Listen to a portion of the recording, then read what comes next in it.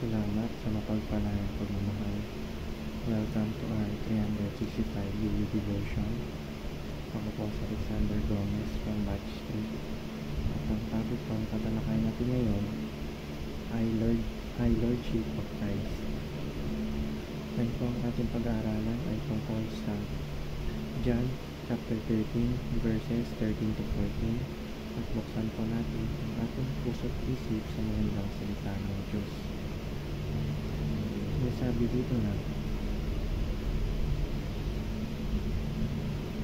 "You call me teacher and Lord, and rightly so, for that is what I am. Now that I, your Lord and teacher, have washed your feet, you also should wash one another's feet." Or sa Tagalog, tinatawag niyo akong guro at Panginoon. At tama kayo dahil iyan nga ang totoo. Kung ako na ang guro at Panginoon niyo ay hinugasan ang inyong mga paa, dapat ay ganoon din ang gawin niyo sa isa't isa. Sinasabi sa verse na kung paano natin ituring ang Panginoon natin ay ganoon din natin ituring ang ating kapwa. Hindi dapat tayo sa Diyos lang mabait, hindi sa lahat. Teaching number 1. Jesus leads by modeling. Nililid tayo ng Panginoon sa pamamagitan ng pagpapakita sa atin kung ano ang dapat natin gawin at kung ano ang dapat natin tularan. Teaching number 2. We are called to follow Jesus' example. Tayo ay tinawag upang sundin natin ang Panginoon at ang kanyang mga salita.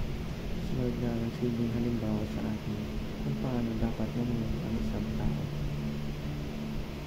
Teaching number 2.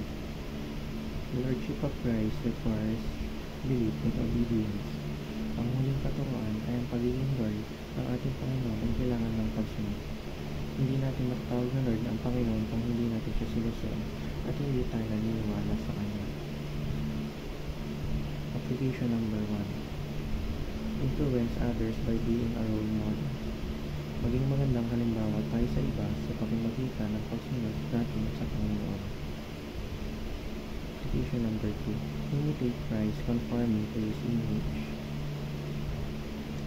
Nilalang tayo ng Diyos ayon sa Kanyang larawan, kaya gayahin natin siya kung paano siya mamuhay upang maging Christ-like tayo. Application number 3. Internalize our identity as follower of Christ. I-confirm natin sa ating mga sarili na tayo ay tagapagsunod ni Lord at siya ang ating Panginoon at tagapagligtas.